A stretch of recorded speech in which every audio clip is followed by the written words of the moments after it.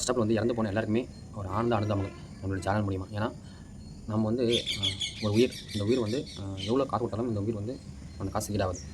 Okay, உங்கள் பசங்க வந்து ஆசைப்பட்றாங்க, நான் போய் பார்க்கணும்னு ஆசைப்பட்றாங்கன்னா தப்பு இல்லை. அவங்க வந்து பார்க்கணும்னு ஆசை இருக்கும் தான். ஆனால் நாம தான் சொல்லணும், இதுமாரி போனால் பிரச்சனை வரும் அப்படின்னு நமக்கு தெரியும். இப்போ நம்ம பேரண்ட்ஸ் சொல்லி எந்த குத்தமும் கிடையாது. ஏன்னா இந்தமாரி சம்பவம் நடக்குன்னு யாருக்குமே தெரியாது. அது கடவுளுக்கே தெரியாது. அதுதான் கரூரில் நேற்று நடந்துருச்சு. இறந்த 39 பேர் இல்லை 40 பேர் சொல்கிறாங்க இது வரைக்குமே. அவங்க எல்லாருமே பார்த்தீங்கன்னா கை குழந்தைங்க ஒரு 6, 7 பேர் சொல்கிறாங்க. மற்றவங்க எல்லாமே லேடிஸ் தான். ஜென்ட்ஸ் இருக்காங்க, ஆனால் மேக்ஸிமம் பார்த்தா லேடிஸ், கை குழந்தைங்க தான்.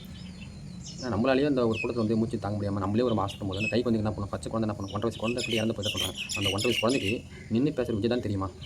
ஏன் நீங்கள் இப்படி பண்ணுறீங்க? ஃபஸ்ட்டு தப்பு நம்ம மேலே. நான் வந்து இவர் வந்து கூத்தாடி, இவர் வந்து ஒன்றும் தெரியாது, இவர் பார்க்க ஏன் போகிறீங்க, இது ஒரு கவர்ச்சியான ஒரு நாடகம் அப்படியே சொல்லலை. ஒரு பெரிய ஹீரோ கட்சி ஆரம்பித்து வந்து ஒரு பிரச்சாரம் பண்ணுறாருன்னா கண்டிப்பாக கூட்டம் இருக்கும் தான். கூட்டம் இல்லாமல் இருக்காது. நம்ம எதுக்கு அங்கே போய் இது பண்ணிக்கணும்? அது கை குழந்தை தான் போகிறீங்க, நீங்கள் போங்க. கை குழந்தை எதுக்கு போகிறீங்க? அந்த குழந்தைங்க என்ன பண்ணுச்சு? இப்போ 6 குழந்தைகிட்ட இறந்து போயிருக்கு, அந்த குழந்தைங்க என்ன பண்ணுச்சு? அதுதான் கேள்வி.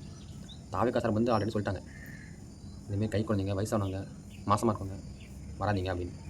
நம்ம அதையும் மீறி நம்ம போகும்போது அது நம்ம தப்பு தானே. ஃபஸ்ட்டு தப்பு எந்த தப்புனா, இது வந்து விஜய் மேலே தப்போ இல்லை தாவேக்கா மேலே தப்போ கவர்மெண்ட் தப்போ அதே கிடையாது. ஃபஸ்ட்டு தப்பு நம்ம மேலே மட்டும்தான். மனுஷன்